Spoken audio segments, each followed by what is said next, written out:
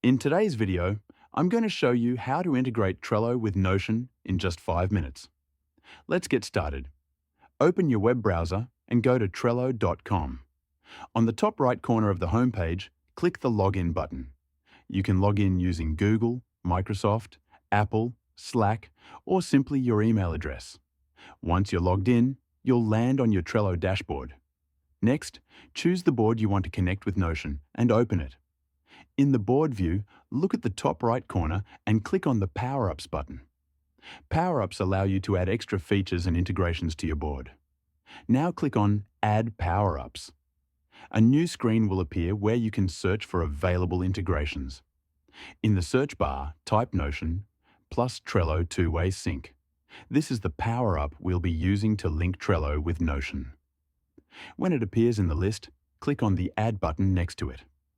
Trello may show you some additional instructions. Just follow the prompts to complete the setup.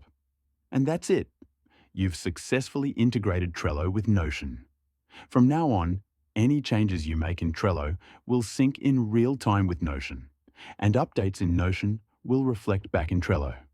This two-way sync keeps everything organized and saves you time by reducing duplicate work. Thanks for watching.